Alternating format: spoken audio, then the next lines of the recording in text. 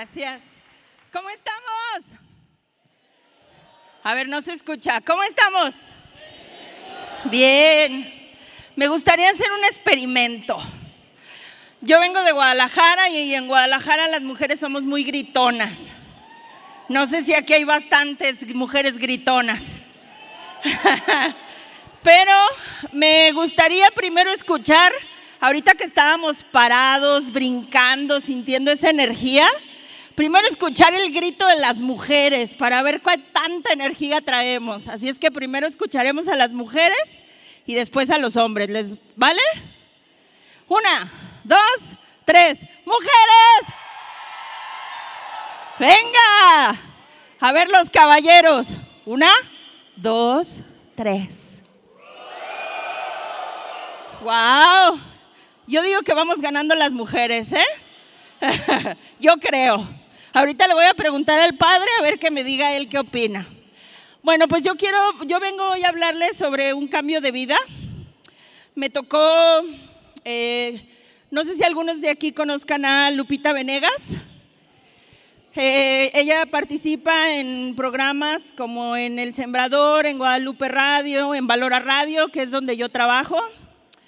Y Lupita es gran parte de lo que ha sido un cambio en mi vida y hoy quiero compartir con ustedes. Quiero iniciar con esto. Hay una gran frase que dice: yo estoy vivo, pero me gusta vivir. ¿Cuántos de nosotros somos felices y plenos? Levanten la mano. Felicidad, felicidad, felicidad. Cero problemas, cero conflictos. ¿Cuántos? Cuando hablamos de qué es vivir, yo recuerdo que cuando nosotros hablamos un poco, ahorita que Evan hablaba de la teología del cuerpo, a mí me gustaría que empezáramos a hacer hoy una pequeña semblanza en lo que ha sido nuestra vida. No sé si a algunos de ustedes les tocó en la escuela que nos ponían a hacer una tarea que se llamaba línea de vida, que hacías una cartulina y pegabas fotos de 5 años, 10 años, 8 años, y ibas un poco cronológicamente. ¿A alguien le tocó? ¿No? Pues hoy vamos a hacer un poco ese ejercicio. Cuando nosotros hablamos de la teología del cuerpo, todos nosotros llegamos aquí por medio de nuestra familia, nuestros padres, de todo ese encuentro maravilloso que decía ahorita Evan. Cuando tú llegaste a la tierra, tienes que entender que no elegiste nada. Y ese creo que es uno de los primeros conflictos que vivimos los seres humanos. Cuando yo llegué y empecé a tener mi proceso de conversión y a trabajar en mi historia personal, me dijeron: Rebeca, ¿tú elegiste a tus padres? ¿Quién pudo elegir a sus padres? Nadie. Si hubieras tenido la oportunidad de elegir, ¿hubieras elegido otros padres? ¿Quién sabe? Yo sí contestaba eso, ¿eh? No elegiste tus padres, no elegiste tu genética, no elegiste dónde nacer, no elegiste nada, absolutamente nada, ¿eh? Y llegaste aquí, a la tierra, a vivir una condición humana, te guste o no, la disfrutes o no, estás vivo. Y muchos de nosotros estamos vivos, pero no sabemos vivir. Estamos aquí sobreviviendo. Estamos aquí llenos de muchas condiciones que nos van carcomiendo el alma y carcomiendo nuestro espíritu. Los seres humanos estamos hechos de esta condición humana, física, cuerpo, pero de esta condición no humana. Alma, espíritu, pero también tenemos mente. Y también nos enfermamos de la mente. Y también en algunos puntos de nuestra existencia no sabemos hacia dónde vamos, perdemos la ruta. A mí me gustaría un poco hablar de esta cita bíblica porque a partir de ahí es donde nacen todos los testimonios y todas las enfermedades de los seres humanos. Dice Mateo en 15:19, del corazón salen los malos pensamientos, los homicidios, los adulterios, las fornicaciones, los hurtos, los falsos testimonios y las blasfemias. Si nosotros empezáramos a hacer esta línea del tiempo, a mí me gustaría que todos nos regresáramos a nuestros primeros recuerdos. ¿Qué edad tendrías? 5, 6, 7 años. Según la psicología dice que los primeros recuerdos empiezan a partir de los 3 o 4 años. A mí me han tocado personas en terapia que me han dicho, yo tenía 1 año y me acuerdo de esto. Puede ser. Pero es importante que nos demos cuenta, tú que eres padre, qué recuerdos estás sembrando en tus hijos a esa corta edad. Pero empecemos en primera persona. Cuando yo tenía 5 años, ¿cómo era esa niña o ese niño? Porque en ese momento nuestro corazón estaba limpio. No había maldad, no había desilusión, no había tristeza, no había dolor. Es más, no había a veces ni conciencia. Tenemos esta maravillosa etapa de los niños que somos inocentes, porque creíamos en el niño Dios, ¿no? Creíamos en los Reyes Magos, creíamos en el ratón de los dientes. ¿Éramos inocentes o no? Pero conforme vamos caminando en esta línea del tiempo, 6 años, 7 años, 8 años, 9 años, hasta la edad actual, ¿en qué momento tu corazón se empezó a quebrar? ¿En qué momento ese corazón que era limpio, que tenía muchas ganas de vivir, se empezó a fracturar o se empezó a enfermar? Porque dice Mateo que del corazón del hombre nacen los males del ser humano. Y el corazón es nuestro centro. ¿En qué momento dejamos de ser buenas personas? Voy a hablarles un poco de lo que fue mi historia. Mis primeros recuerdos, yo recuerdo que estaba chica, en ese entonces solo era mi hermano mayor y yo, somos 5 en total, después de mí son 3. Pero cuando estábamos solo mi hermano mayor y yo y estábamos chicos, mi papá llegaba y nos peleábamos por abrirle la puerta. Era como de, ya llegó mi papá. Y yo lo veíamos grande, fuerte, como superhéroe, porque en toda etapa todos vimos a nuestros padres como superhéroes. ¿Cierto? Pero conforme fui creciendo y empecé a adquirir conciencia, empecé a observar el entorno en el que yo crecía, después empecé a darme cuenta que mi papá no era tan bueno como yo pensaba. Y es en donde hablamos de la etapa de la adolescencia. ¿Cuántos adolescentes hay aquí? Levanten la mano los jóvenes, los que estén aquí. Llega un momento, chavos, en que a lo mejor tú vas a dudar de tu papá. O inclusive, tú vas a juzgar a tus padres. Y tú vas a llegar a decir, no saben de la vida. Ajá. ¿O no se los han dicho sus hijos? Es que tú no sabes, es que tú no estás en esta onda, es que tú piensas diferente, es que tú ya estás viejo, papá. Esa etapa se llama adolescencia. Y como lo dice, tanto clínicamente como emocional y espiritualmente, es la etapa de búsqueda. Todos estamos buscando o adolecemos como del cascarón en el que estábamos y queremos buscar una identidad nueva. Queremos saber quiénes somos, pero no nos han enseñado o no sabemos cómo descubrir quiénes somos.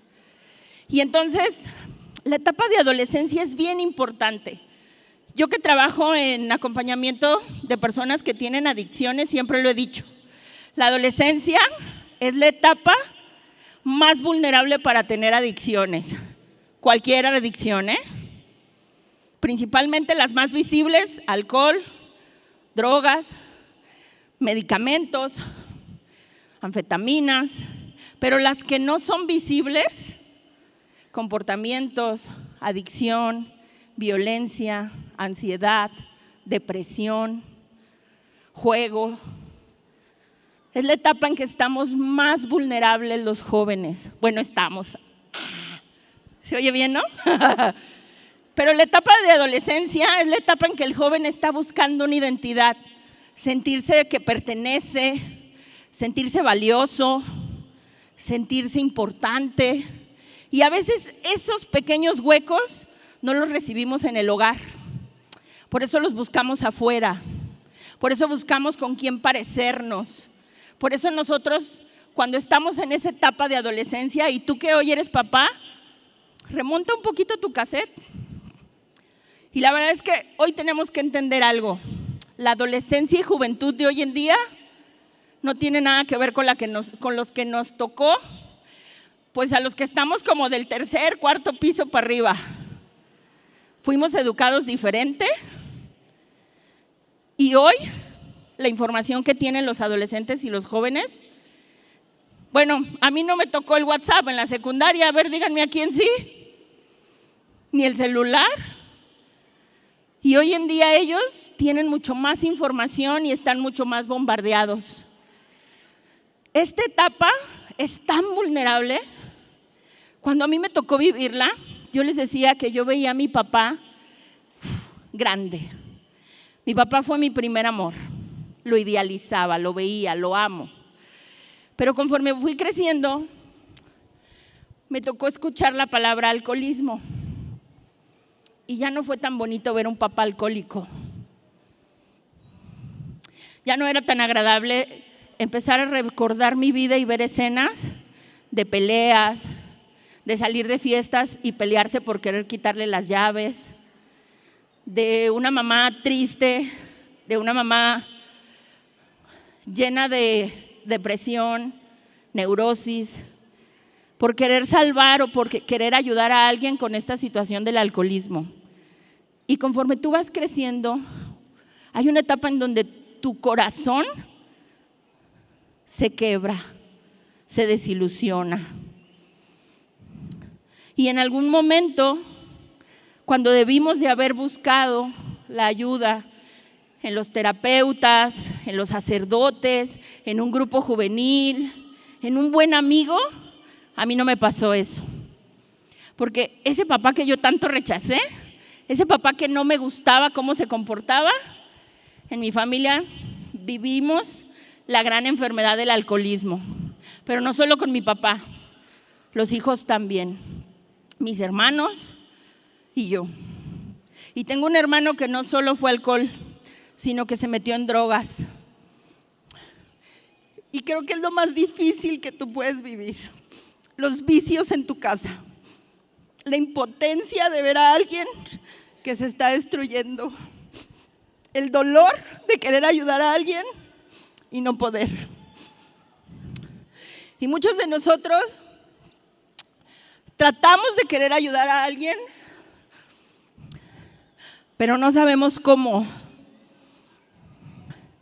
Porque estamos lejos de Dios y porque no tenemos las herramientas suficientes y porque la persona que está dentro de las drogas, del alcohol, pero no solo de las drogas y del alcohol, hoy en día a mí me toca atender personas que tienen una pareja o jóvenes que son adictos a la pornografía, jóvenes de 16, 17 años que están encerrados en un cuarto viendo pornografía, jóvenes que están encerrados en un cuarto deprimidos, sin saber qué hacer de su vida. Hoy en día la palabra ansiedad creo que es el diagnóstico más común que existe. Todos tenemos ansiedad, todos están deprimidos. Y perdón que lo diga, pero creo que es una enfermedad de moda, así como fue el COVID. Sé que mucha gente no le va a gustar, ¿verdad? Más los médicos.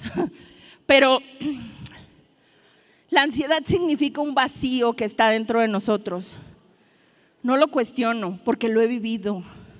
Cuando nosotros dejamos que nuestro corazón se endurezca, cuando tú te alejas de Dios, cuando te pierdes en el mundo, no tienes identidad y no sabes a dónde ir.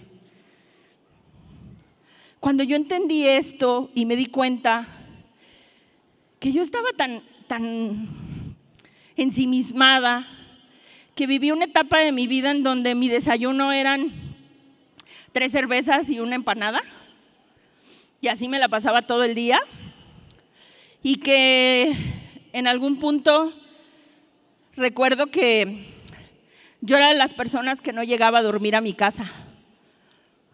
Pero como en ese entonces no existía tanto el celular, pues me imagino la angustia que vivió mi mamá y mis padres. En una ocasión recuerdo que llegué después de 2 días de andar de fiesta y mi papá me empezó a golpear. Yo tendría como unos 16, 17 años. Porque yo llegaba, gritaba, me peleaba con toda la familia. Y me acuerdo que después de que me empezó a dar de manotazos y me tiró al piso y me empezó a golpear, lo que recuerdo hoy en día es su cara que volteó y me dijo: ¿qué te hemos hecho? Y yo mucho tiempo los culpé a ellos de lo que yo había vivido. Cuando empecé a buscar ayuda, a tener mi trabajo de quiero ser feliz, necesito algo, hay un vacío dentro de mí que no llena el sexo, que no llena el alcohol, que no llenan las emociones, que no llena nada. Yo quiero ser feliz, pero no sé cómo. Quiero vivir, pero no sé cómo.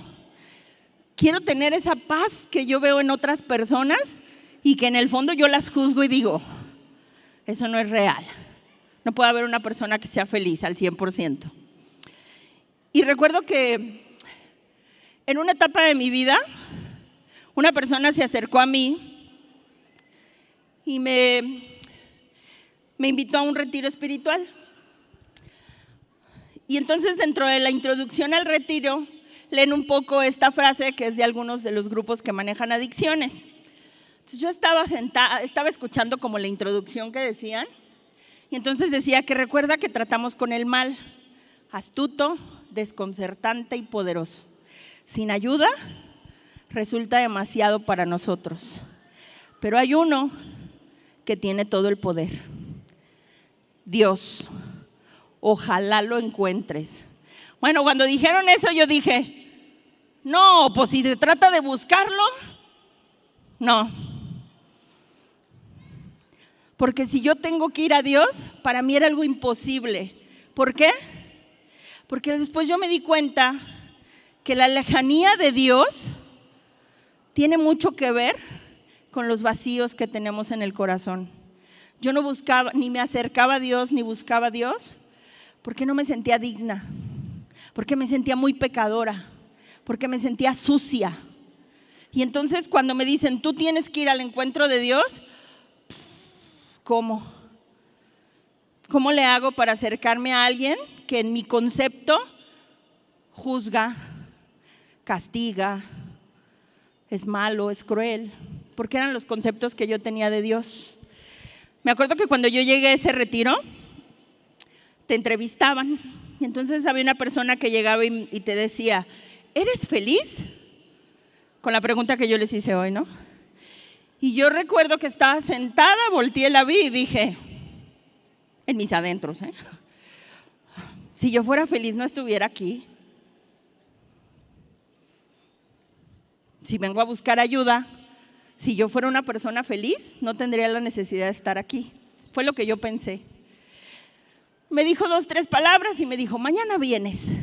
Cuando yo me iba hacia mi casa, me llegó como una pregunta más importante: si eres feliz. No es importante preguntarte si eres feliz hoy en día. La pregunta verdaderamente importante es, ¿desde cuándo no eres feliz? ¿Desde cuándo se endureció tu corazón? Y en esta línea del tiempo, ¿cuántos años? Y yo decía, híjole, la tristeza que yo tengo no es de un año, La amargura que traigo no es de 6 meses. El semblante, el enojo, la apatía, la asedia. ¿Desde cuándo no soy feliz? ¿Desde cuándo yo dejé de ser una persona alegre? ¿Desde cuándo dejé de disfrutar la vida? ¿Desde cuándo dejé de querer a mi familia? ¿Desde cuándo me resentí con alguien?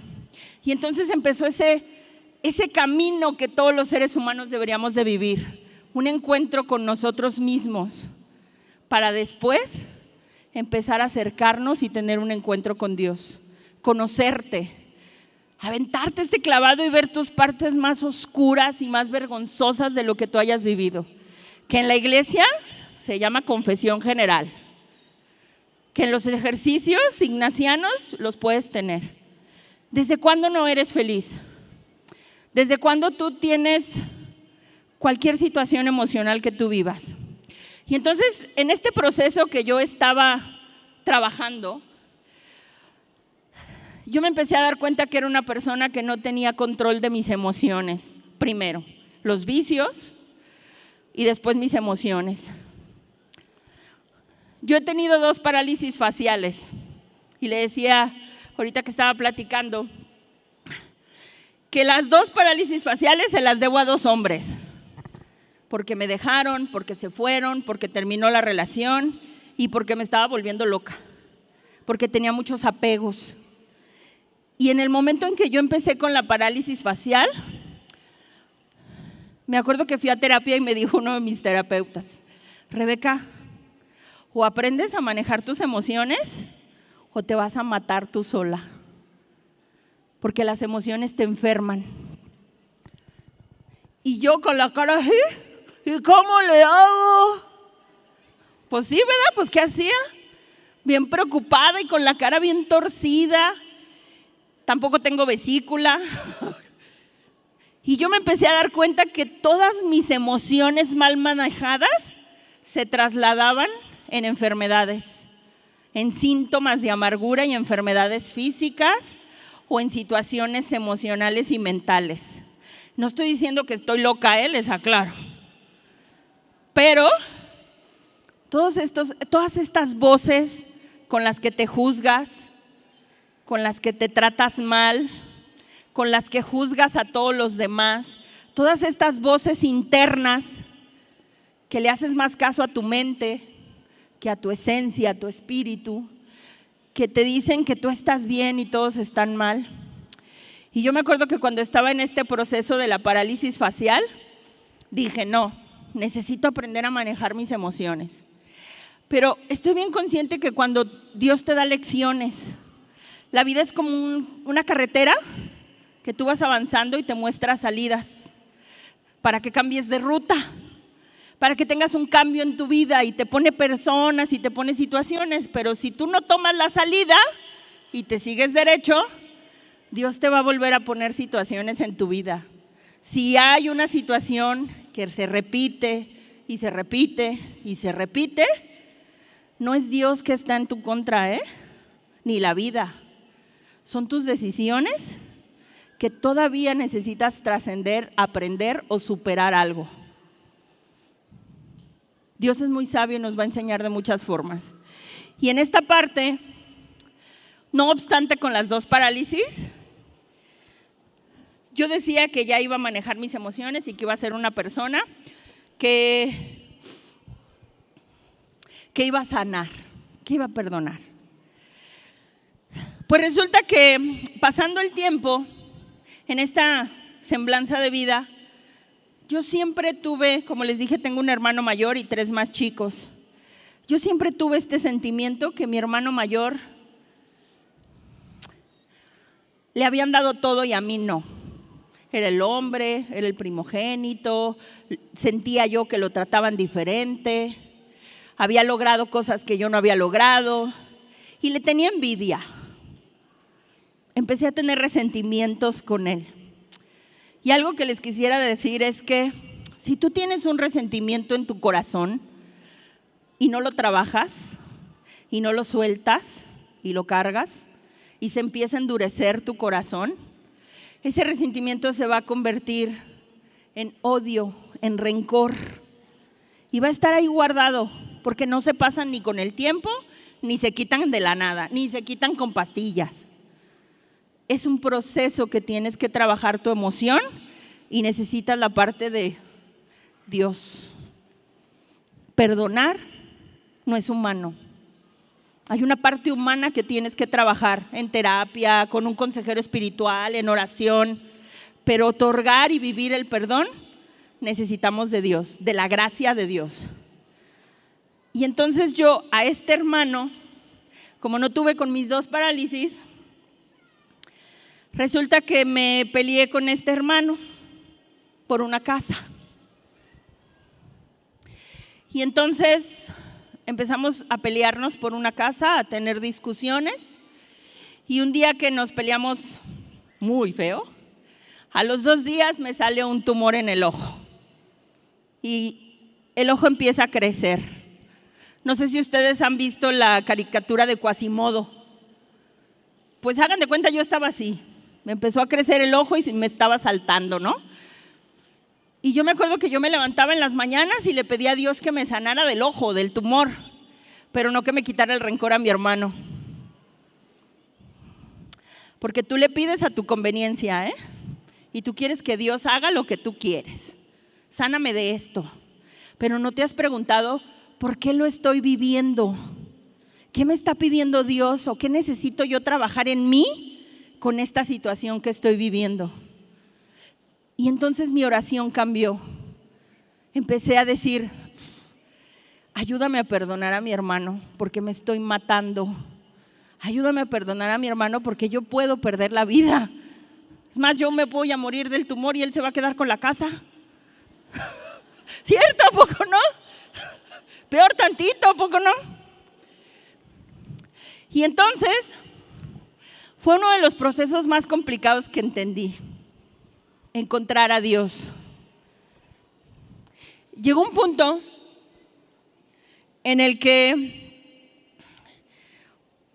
tuve todas las ayudas terapéuticas, viví mi proceso de estar en terapia, ir con consejeros, ir a retiros, tener asesores espirituales, pero yo sentía que no avanzaba, que no era tan, o sea, que no me sentía todavía así como, es que yo vivo en paz y feliz, no lo sentía. Hasta que llegó un bendito sacerdote a mi vida y me dijo, Rebeca, vamos a hacer algo.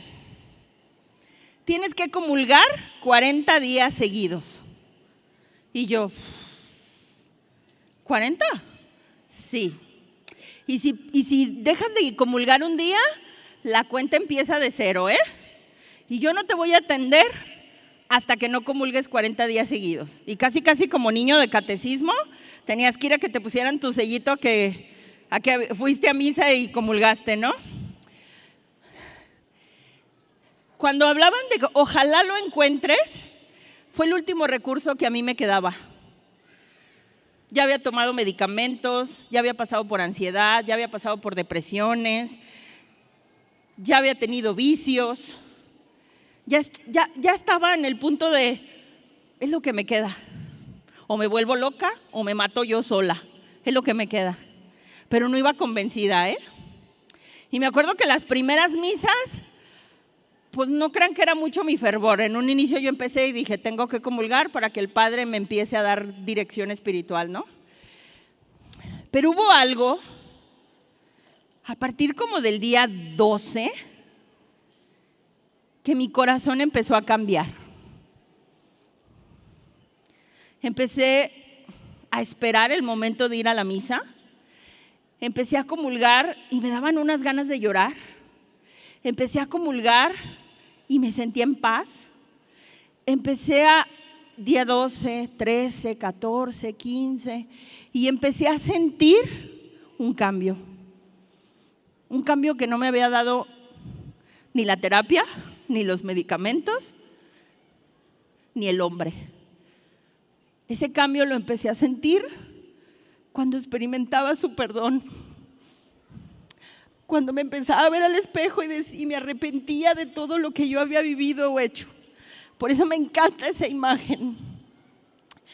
Porque Dios nos perdona, pero lo más difícil es que tú te perdones del pasado que tuviste. Es que tú te aceptes como eres. Es que tú dejes de luchar con una realidad que no te gusta.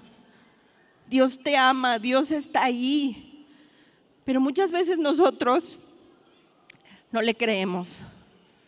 No estamos convencidos que ese Dios maravilloso y magnífico tenga el amor para sanar tu corazón. Y la verdad es que conforme fueron pasando los días, pues como muchos ya conocen a Lupita, soy igual de chillona que ella.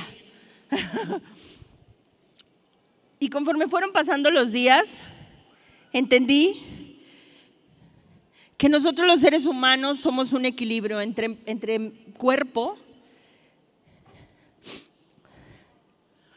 y entre espíritu, entre alma. Cuando yo me di cuenta que es muy buena la ayuda espiritual, qué bueno que están aquí, qué bueno que todos sienten esa necesidad de estar en comunión, en una iglesia, que los jóvenes necesitan sentirse parte de ella, que los jóvenes necesitan saber que si hay un Dios que te acepta como eres, que te ama, que está preocupado por ti, que necesita que despertemos y necesita que te conozcas para que puedas ser un verdadero testimonio, como decía hoy. Y lo que necesitamos es vivir este proceso de entender quiénes somos. Cuando nosotros no sabemos quiénes somos, tomamos cualquier camino. Cuando no tienes ruta, tomas cualquier camino. Y como lo digo, te puede comer el entorno, el mundo, las circunstancias, las emociones. Porque basta una palabra que te diga tu esposo, tu hijo, tu hermano, que a lo mejor te la dijo en un estado X, pero si esa palabra llega a tu corazón y lo empieza a endurecer y te resientes y vives del pasado, te va a empezar a apagar, te va a empezar a quitar tu esencia, te va a empezar a quitar tu brillo. Y tenemos que estar conscientes que somos dignos, que tenemos un Dios que sana, que libera, que nos cura de toda enfermedad. A mí no me quitaron el tumor al 100%, pero una de las cosas fue cuando sentí la mayor liberación y perdón, fue cuando llegué con mi hermano, me senté frente a él y le dije: hermano, yo te he hecho esto, he dicho esto, te he tratado muy mal. Yo me acuerdo que yo puse en un dilema muy grande a mi familia, porque o lo invitaban a él o me invitaban a mí. Y si estaba yo en la fiesta y llegaba él, me paraba y me iba, Así de grande era mi soberbia y así de grande era mi orgullo y así de grande era mi locura.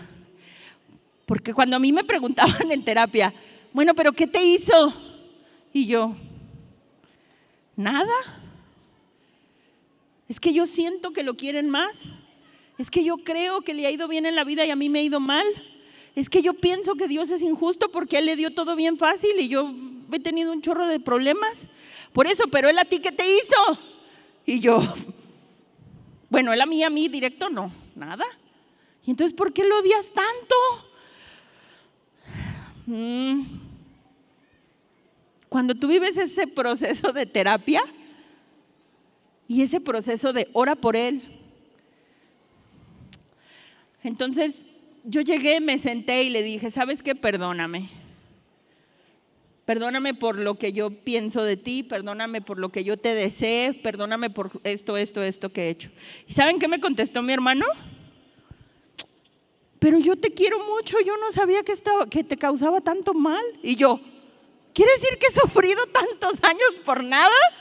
Pues sí. Ok. Cuando me tocó acercarme después a mi hermano, yo como les digo, tengo un hermano que consumió sustancias, no es el grande, es el de los más chicos. Dios nos hace pasar primero por ciertas pruebas para poder ayudar a los demás. Y yo me acerqué a mi hermano ya estaba consumiendo anfetaminas. Y la verdad es que mi hermano ya desvariaba, o sea, tú lo veías y mi hermano actuaba así, tenía todos estos comportamientos de un adicto, todo deteriorado físicamente, ya había perdido el trabajo, se había ido de la casa, en una situación de drogas complicada. Me acuerdo que yo después empecé a tener este proceso de restauración y pues yo quería ayudar. Y me dijeron: tu familia.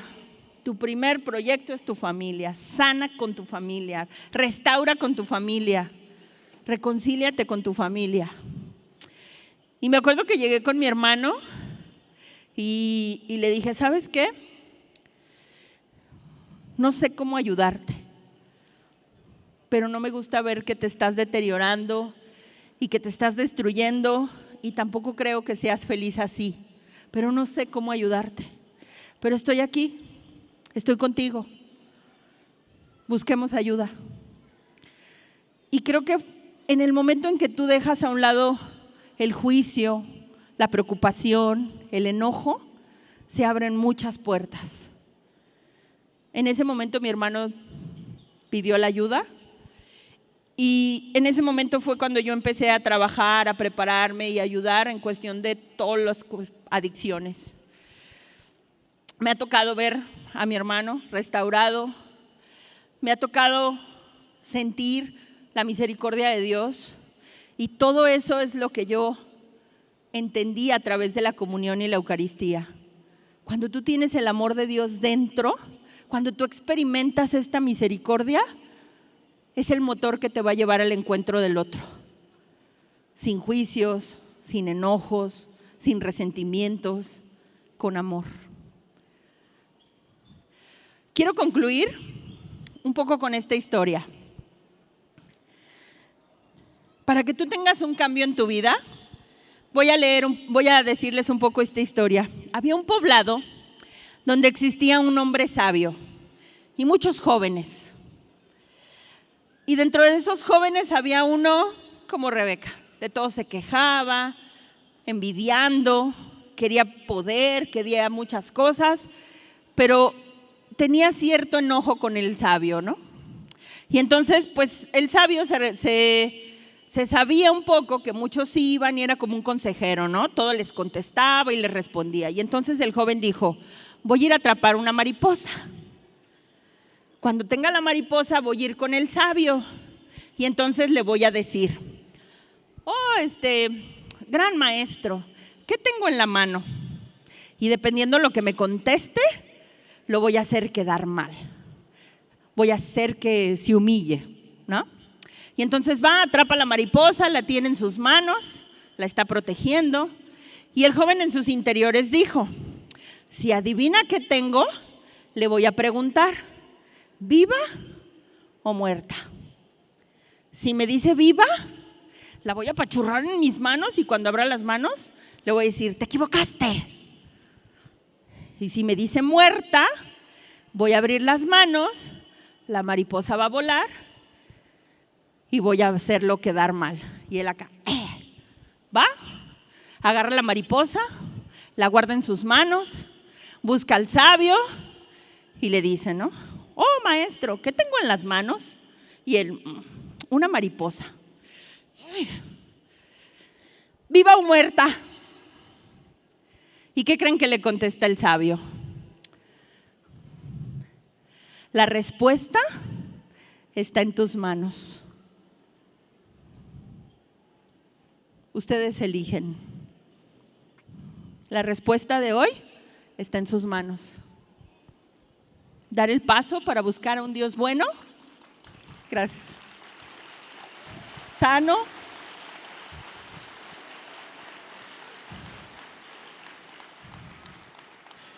Es momento que dejes el odio.